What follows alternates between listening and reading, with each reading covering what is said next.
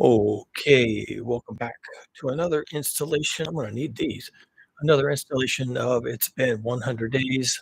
Uh, I'm reading extracts from this story I've been working on for a month or so. Um, and it's a work in progress. As I read it, it helps me to get a feel for um, what it sounds like and also continuity problems and things like that.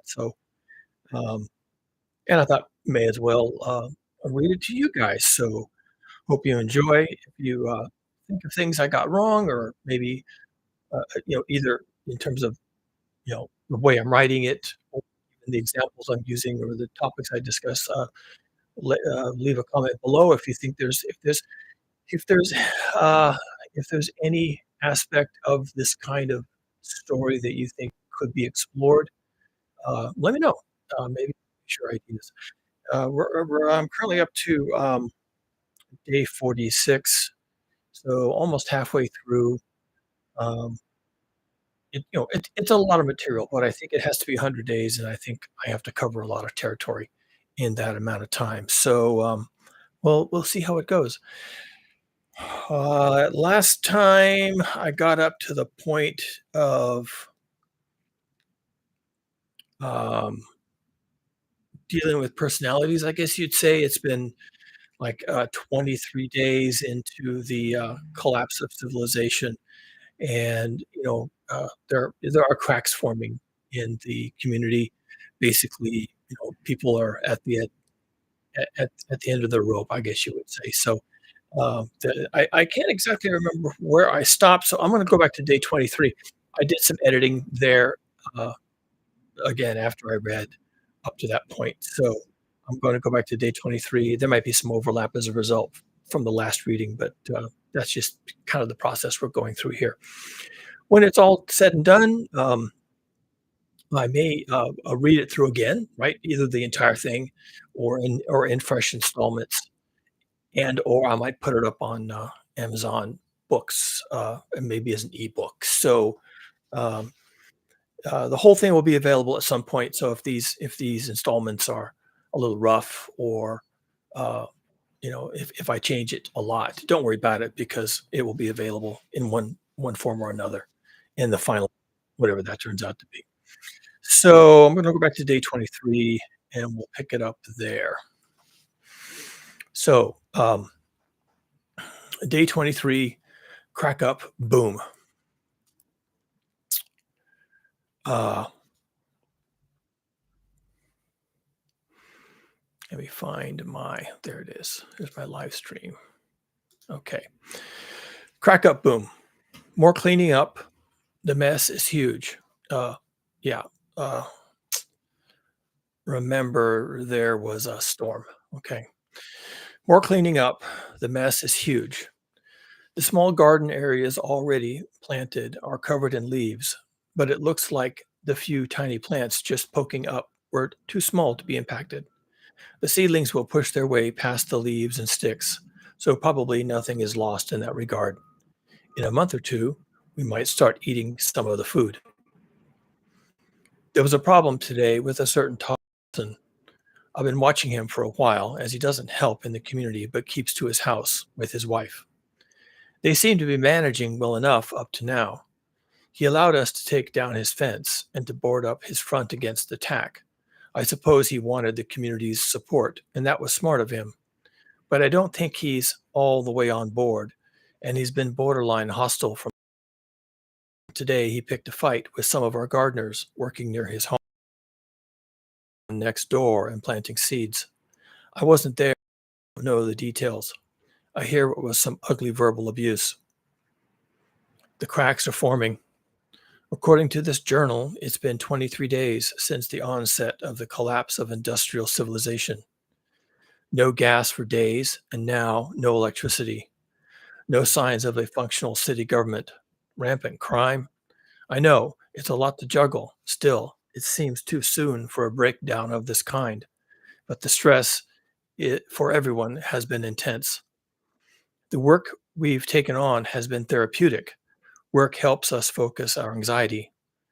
Not having a release like that could lead to unexpected behavior, and that is what cracks will look like. We're mostly adult, and we're working together to provide mutual support. We should be able to avoid a lower to the fly down. But there are bound to be weaker elements, people that refuse to adapt to changing times. I hope someone can talk him down. Day 36, Betrayal. Day 36, and I'm back. It's been 11 days since my last entry. I've been on my own outside the community compound that I helped build for that entire time, notching a stick each morning to keep track. I didn't have anything to write on, nor was I interested in journaling. It was raw survival, and to be honest, I'm angry at what happened. I'm not going to say much about events on day 24.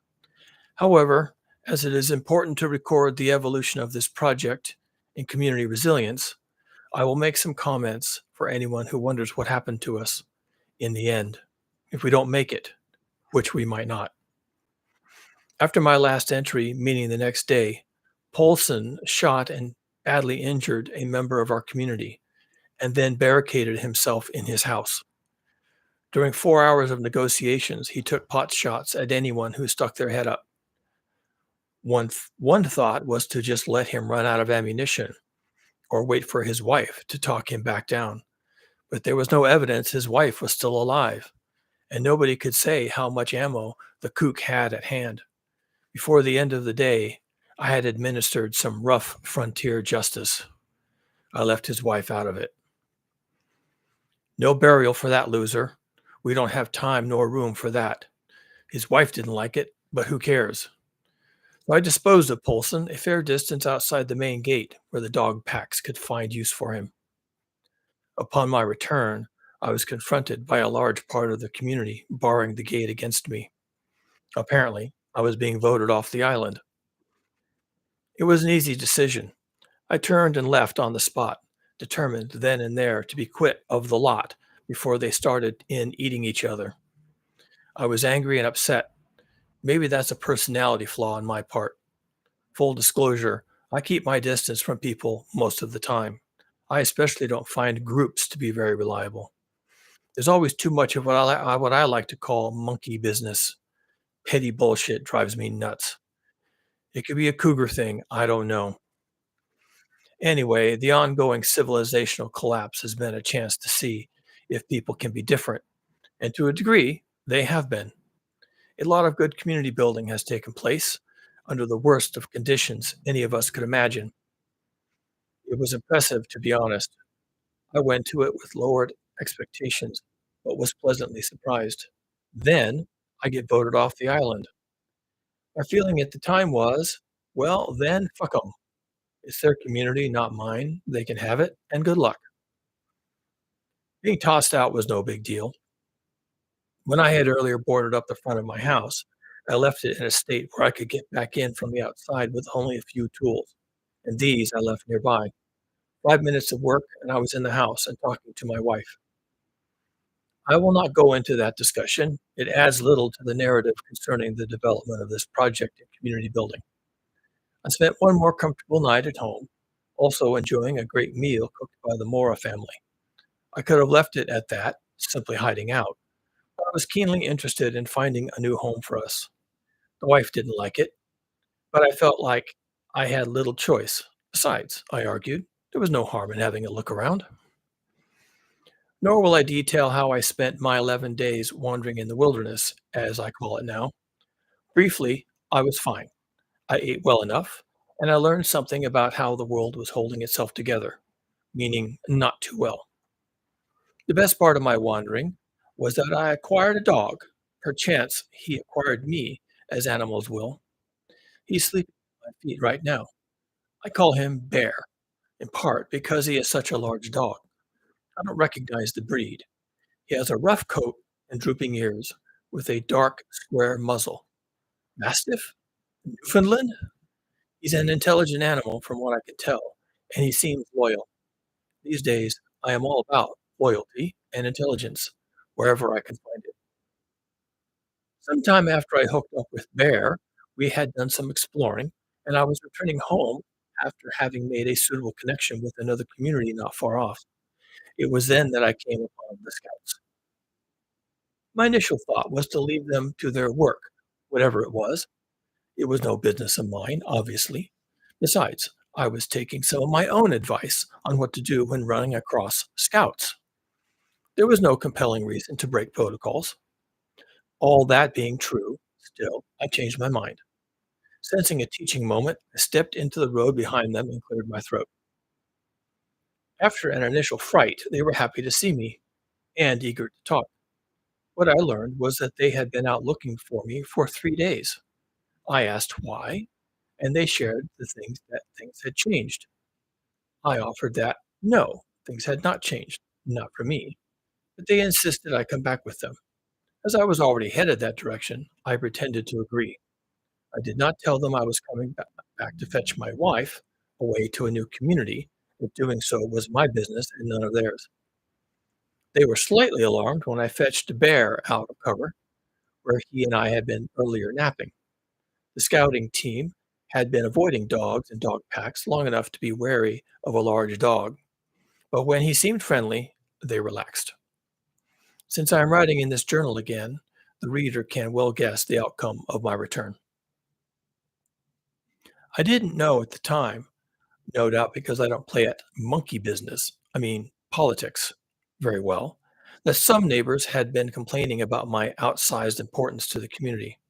The complaint was that I was behaving as if I were the mayor, trampling on individual rights and freedoms, making recommendations on what everyone should do with their time, ignoring property rights.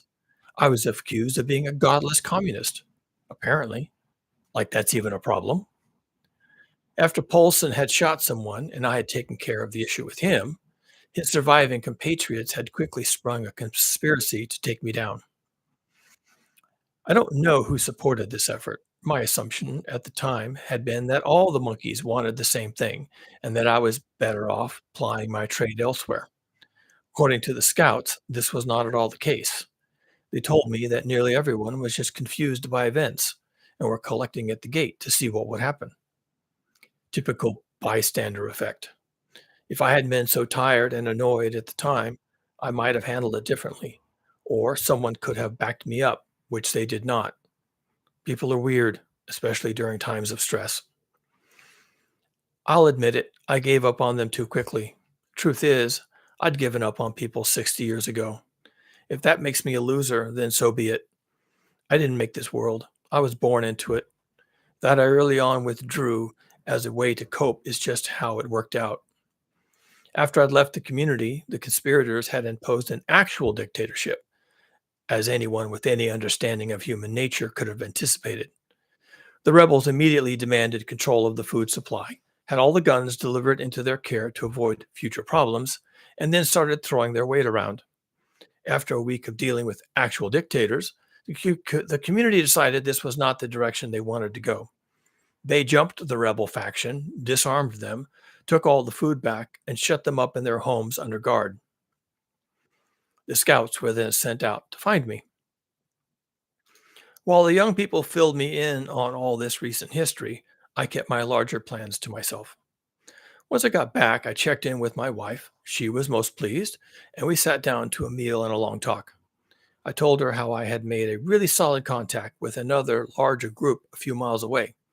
They were impressed by my skill set and her experience as an urban gardener and offered us a new home in exchange for contributing to their effort. They seemed like a smart bunch to me. They understood the challenges ahead, and they really needed more people like ourselves. I even asked if they were shooting at each other yet, and according to them, they were not. It sounded good enough to me, and I was sold. I thought the wife would be happy with my progress. She was not. Turns out she had been arguing with the neighbors since I'd been kicked out, and it hadn't taken her long to convince them they had screwed up. The rebel faction tried to shut her down the same way they had me, but she hadn't sat still for it. By the time they thought to toss her out to join her husband, she already had a group of allies. A bit of patience, and then the opportunity came to topple the rebel faction, bloodlessly managed in no small part by my cadre of scouts. All's well that ends well, they tell us. All the same, my thinking was that these were unreliable people, and I wanted to work with a group that weren't as gullible. I allowed her to prevail over my plans to move on, provided I wasn't thrown out again for any reason of any kind. She agreed. No second chances. The Moras were glad I was back. I thanked them again for watching after my wife. Still, no word from the son in law. That's worrisome.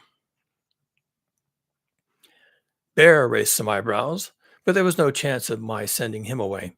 I explained that he was a good dog, devoted to myself. I think they got the hint there.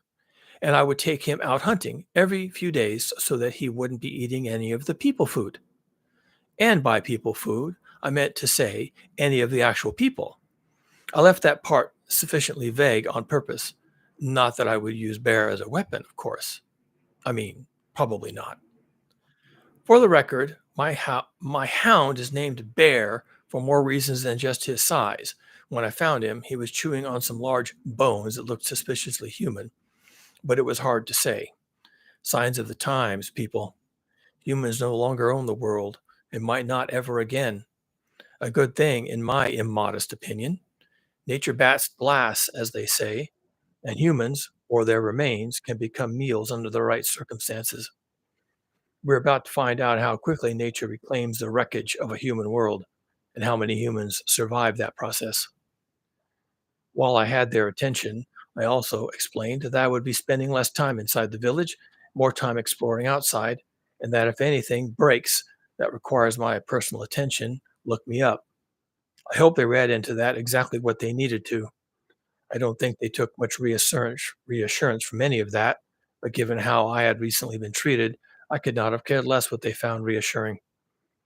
Hey, I could have died out there. Not really, but they didn't know that.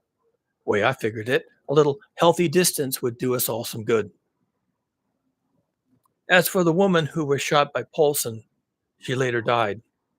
They buried her in a corner of the garden she had started. Another thing we need, a proper cemetery. Confession, I should not have let Todd Paulson's corpse for the dogs. It was wrong and I admit it. No excuses. I will be better next time. There. Hope everyone is happy. Okay, I feel more at ease now that all that is written down. I've had a hard 11 days and I'm tired. People make bad choices. This is the story of our entire existence on earth. People also rise above their errors and proceed from wisdom.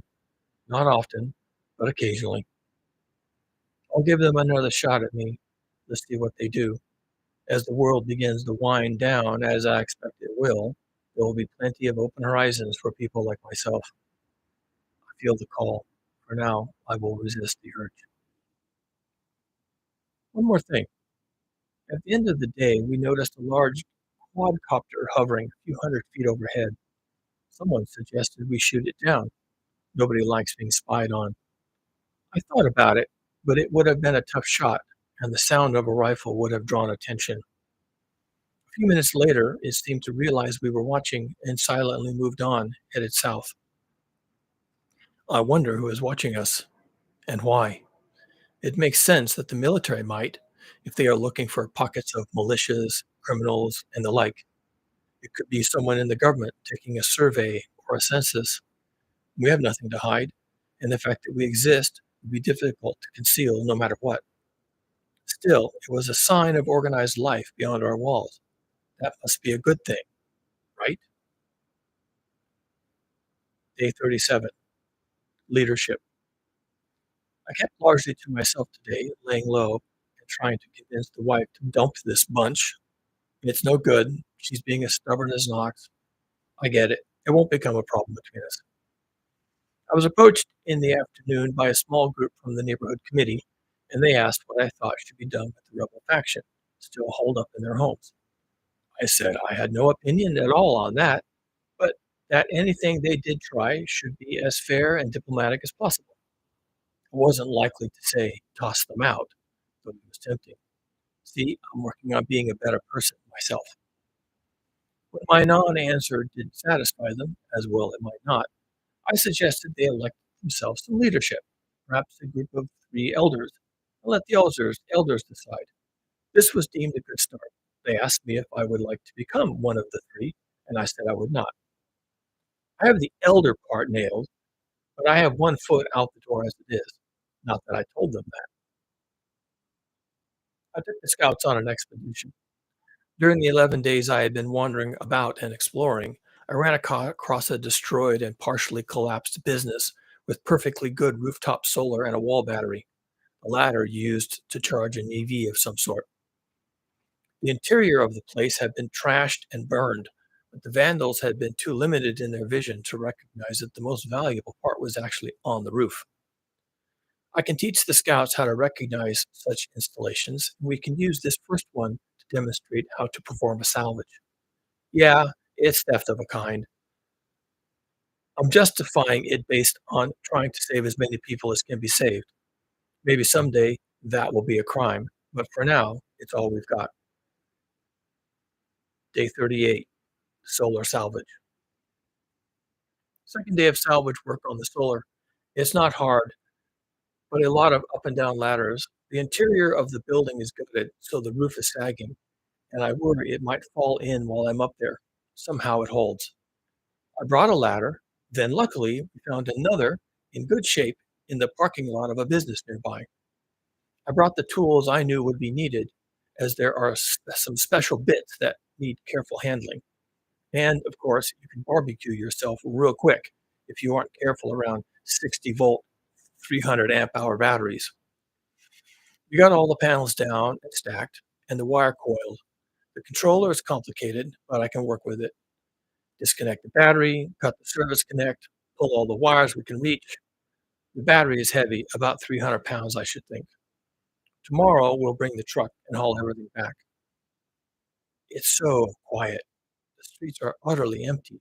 Where is everyone? The village elected their elders today, and they named their village. That was smart. We are Gardenburg. It's cute. I like it. Good thing they didn't leave it up to me. I would have called it Teslaville or something nerdy. I'm totally focused on electricity these days, a favorite hobby of mine since way back. We can fix this. I heard about what happened to the rebel faction. They were given the choice of helping out and becoming part of the community or having their home boarded up in the back and being left to fend for themselves. That's what I was told anyway. I wasn't invited to attend. I also heard how one family had accepted and the other had opted to go it alone. So long as they don't have any weapons, it shouldn't matter either way.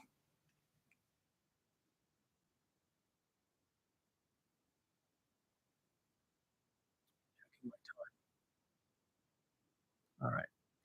Day 39, beyond salvaging. Quick edit. Grabbing the truck, we go back to retrieve the solar equipment. I bring Bear so we can ride in the back and get to know the scouts. Everyone seems in good spirits. These young people are remarkable, a real inspiration. Wrangling the battery was a breeze with everyone involved. We stack the panels in the back, toss in the wire, and take the ladder too. While working, we overheard coughing across the street in what looked like a carpeting business. I went to check, and there was an old couple camping out there. The man lying on his back on some loose carpet padding in the middle of the floor, breathing hard like he was winded, and his wife trying to comfort him. She's coughing really hard too, deep and phlegmatic. There's nothing I can do for these people. I can't take them back, not sick. The man looks to be nearly dead. What a dilemma. I have to leave them. It makes my stomach churn, but what can I do with these teenagers, a dog, and a village to get back to safely? We got to the compound without incident and unloaded the haul into a garage to keep it out of the weather. After a meal, I sat on the roof of my house and listened as the sun set into the high red clouds. It's so cold, but somewhere in the middle distance, I think I heard coughing.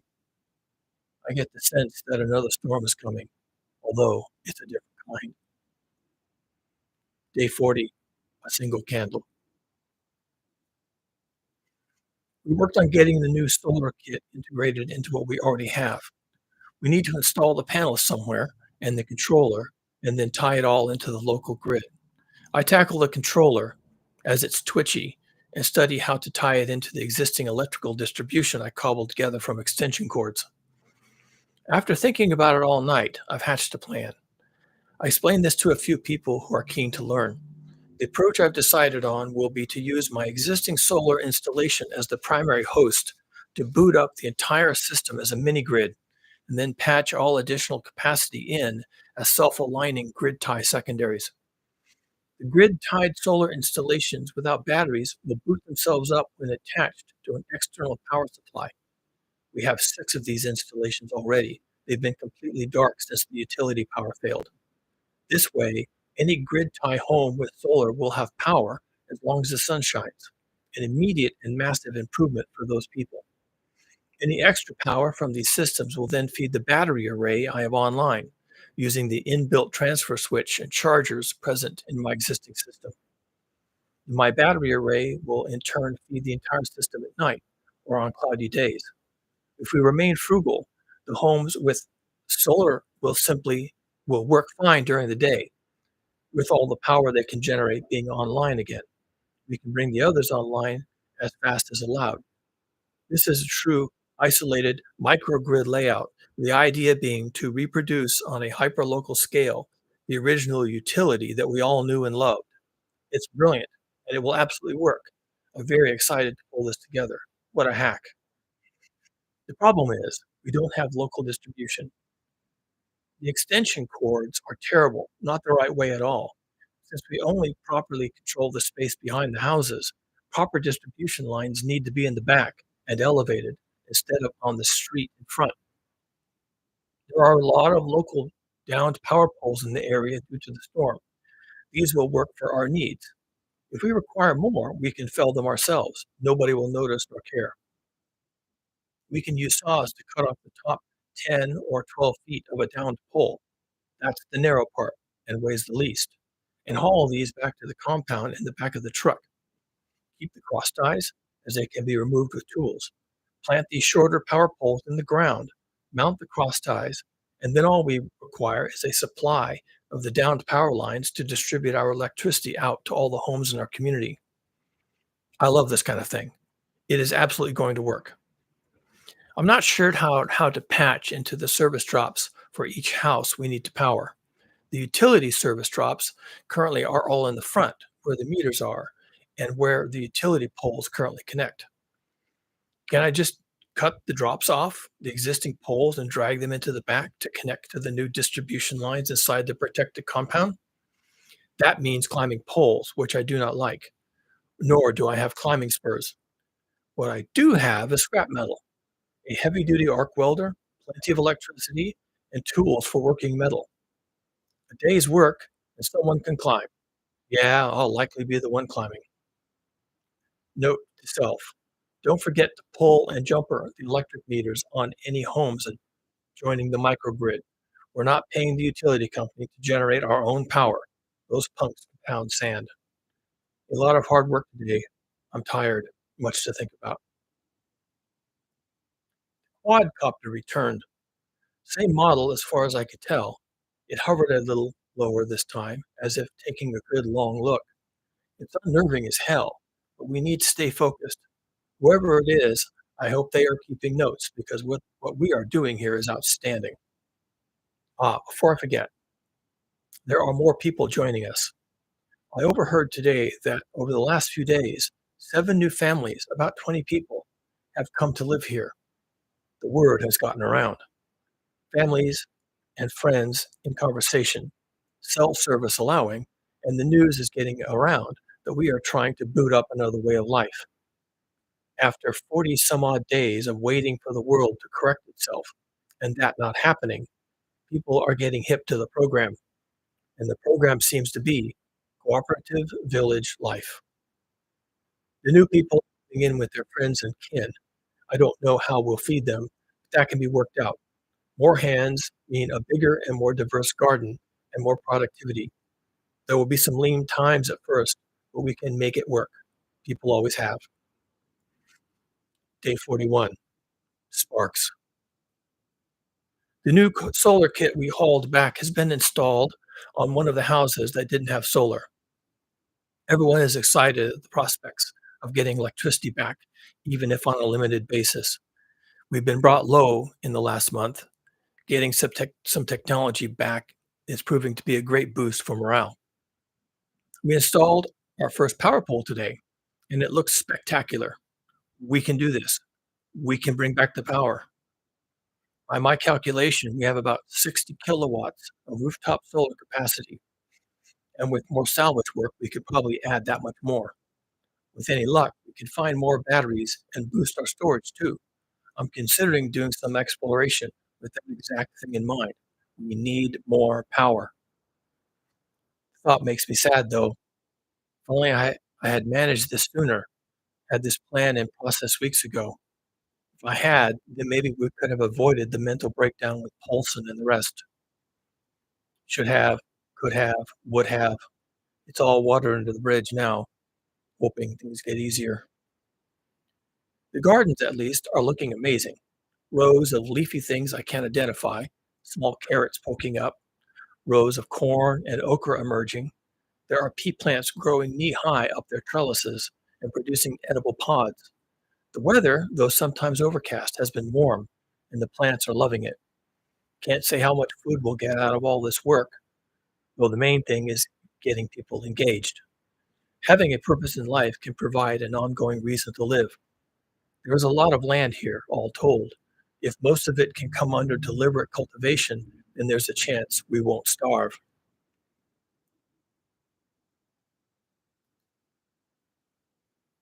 We'll do some more. Day 42, sickness. I've been busy dealing with electrical systems today. It's finally starting to shape up. Everyone is excited about the progress. I'm almost starting to forget how earlier they tried to get me killed. Not entirely, mind you, but it's something to think about. An interesting thing happened. A truck came by that was delivering food directly to neighborhoods. A driver who seemed to be in charge, and two laborers. Now we know something about what that quad drone was looking for. The driver was asking how many people we had. Someone told him we had 60. I'm sure it's more than that. And his workers unloaded some food for us. It was a generous haul. Everyone was happy. Just 6 hours later, after dark, a different group came by claiming to be from the county health department. They also asked us how many people did we have, and we told them the same thing. We also told them we had a registered nurse, family name Macklemore. Of course, they wanted to talk to her.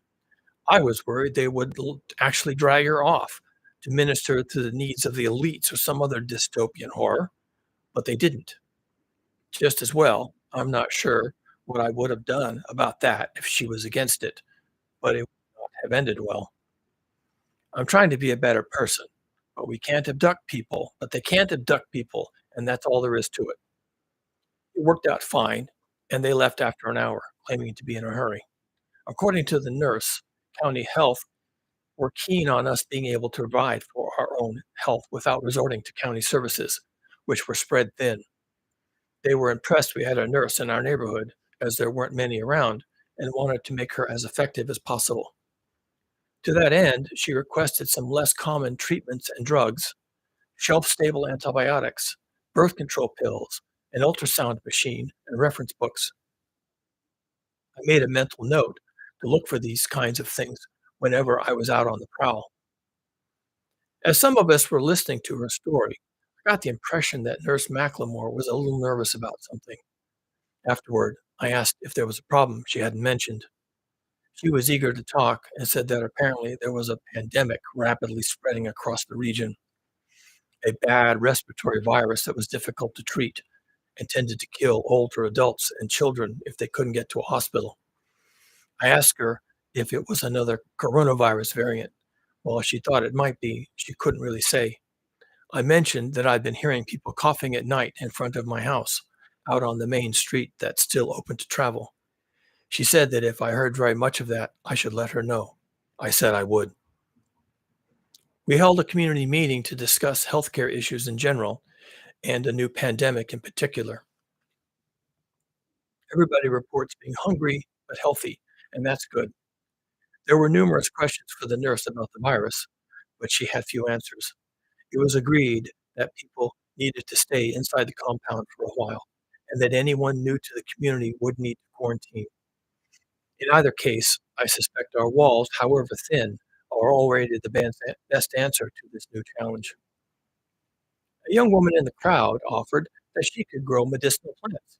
She had a private herb garden already and taken a few classes online about medicinal useful herbs. She said that if anyone had useful seeds or plants, she could work with the nurse to start a pharmacological garden. This was met with enthusiastic support, and set, a meeting is set for tomorrow to discuss it further and to conduct a survey of resources. I just had a strange experience. I'm going to write it down before I forget. It's after midnight, and something woke me up. I couldn't tell what it was, so I went around the house and looked out the windows through the cracks in the boards. Then I checked the security camera. The camera revealed someone sitting on the steps of the front porch. Looked like a woman with her back toward me. She had something in her arms, possibly a pet or maybe a small child. I could hear coughing over the external microphone, but I couldn't tell if it was the woman or someone else nearby. I went to another camera and saw that there were people standing in our driveway. That's fine. It's outside the perimeter. But I hadn't seen people on the street for weeks, so it made me wonder what was going on. The cameras can use infrared light to see in the dark, but they aren't positioned to monitor the street.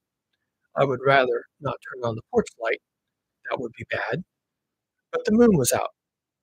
I could just see people moving outside on the street, groups and individually, a man and a woman pushing a shopping cart with children sleeping in it. Still curious, I went into the backyard and up onto the flat roof of the patio. We have some container gardening going on up there, and there is a set of stairs for access.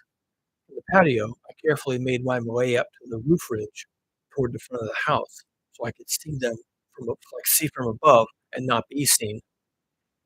It was the strangest sight. The night was quiet, just the sounds of coughing and murmuring voices, but there were scattered people on the street as far as I could see. Everything was a very pale and white by moonlight, so in a way they all looked like ghosts and all headed the same direction, north. At first, I was a little confused because I hadn't seen so many people in for so long. Then I remembered there was that community I had been looking at when Bear and I were exploring. This procession looked like that group, well dressed and fed, just normal people, like you might have seen anywhere in the downtown a few months ago. Clearly, something bad had happened, and these people were on the move in a big way. Was it the pandemic? The more I listened to the coughing up and down the street, the more that seemed like the answer. Maybe they are headed to that health clinic the nurse mentioned, or it could be they are just getting out of the area as fast as they can, any way they can. Having seen enough, I crept away from the roof ridge line and back down the stairs. Now I'm writing this entry. I have to say, that was the strangest thing I think I've ever seen.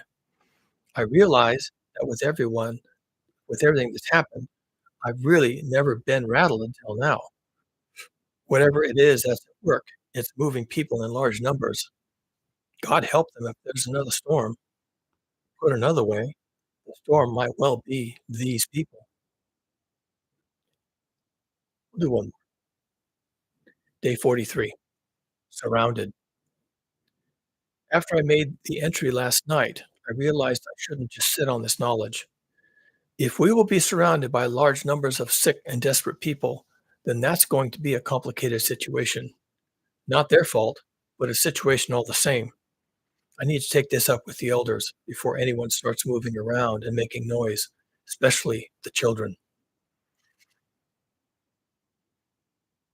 The leadership had a conversation well before dawn. I explained what I had learned and made my recommendation. In a nutshell, I suggested that we should lie low, at least until this wave of human misery has moved on. They were in agreement, and that we are in a genuine crisis. The difficulty, as I presented it, was this: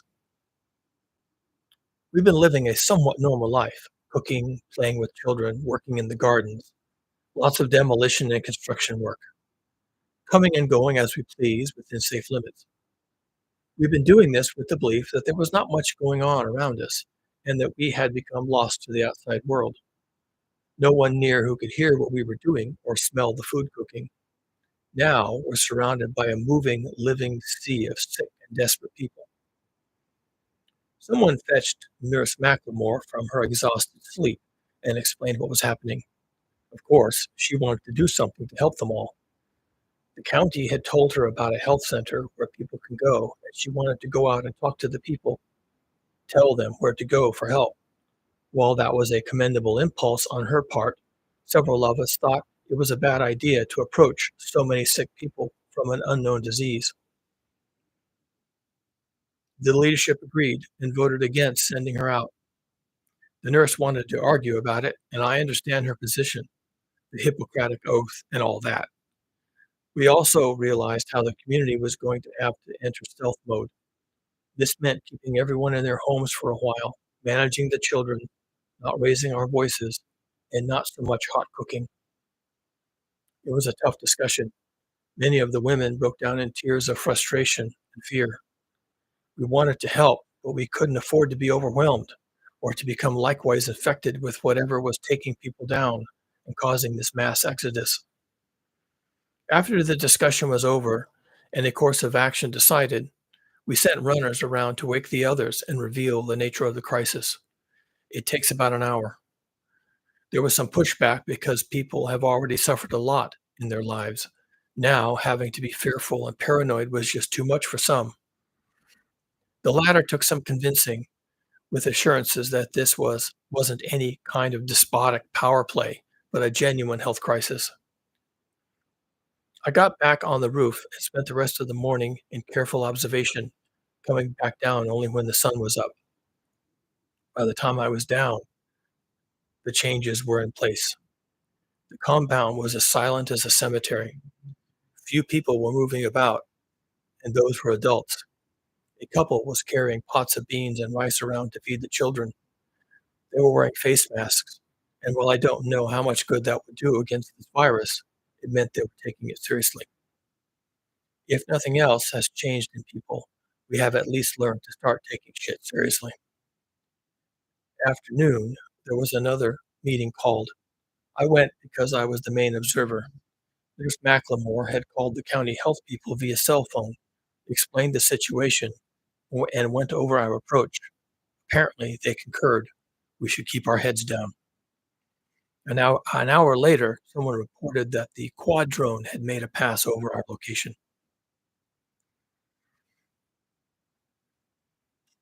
The Mora's son-in-law showed up this afternoon. Mr. Mora had told him where to go to get in and was waiting for him at the gate. I saw this, asked what was happening, and he explained. I told him that while the young man was welcome, we were in a lockdown and he would be required to isolate for a time. Mr. Mora understood. And I went to explain the matter to the elders and the nurse. There was an argument about it, that letting someone in now was really dangerous on many levels. I agreed, but suggested there was a way to do it. One of the burnt out homes had a room still standing, and he could stay there for the duration of his isolation. The Moras could visit him at a distance through a window and pass in food and water. I said I would make the changes to the room myself, being careful not to raise any attention. There was still more argument, but eventually they decided to trust me. It's going to be delicate work, being quiet during construction, but not impossible. Day 44, lockdown.